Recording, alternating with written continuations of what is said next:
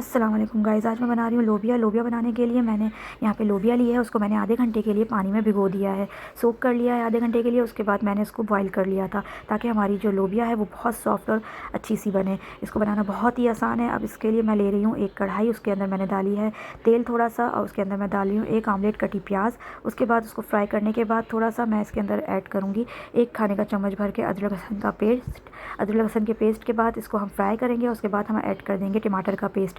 4 अदद टमाटर को पेस्ट बना लिया मैंने और इसके अंदर ऐड कर दिया। अब इसमें हम सिंपल से अपने घर के मसाले ऐड करेंगे, जिसको मैंने स्क्रीन पे मेंशन कर दिया है। वो हम डालने के बाद इसको अच्छी तरह से पका लेंगे और 2 गुट जितना हम इसमें पानी डालेंगे, और पानी डालने के बाद फिर से इसको हम थोड़ा सा पकाएंगे। और एक उबाल आने पे हम इसके अंदर आलू कटे हुए डाल देंगे। आलू डालने के बाद हम इसको गलाने के लिए रख देंगे। गाइस, जब तक मैं इसको गलाने के लिए रख रही हूँ, आप मेरे चैनल को सब्सक्राइब कर दें और बेल आइकन को ज़रूर प्रेस कर दें। देखिए हमारे आलू इसके अंदर पक चुके हैं बिल्कुल। अब मैं इसके अंदर ऐड करूँगी लोबिया उबली हुई जो हमने उबाल के रखी थी। इस बिल्कुल सिंपल सी रेसिपी है ये हमारी, आप ज़रूर ट्राई कीजिएगा। देखें, अब मैं इसमें लोबिया डालने के बाद इसको अच्छी तरह से मिक्स कर रही हूँ, और फिर से मैं थोड़ा सा पानी डालूंगी ताकि हमारा मसाला इसमें जले नहीं।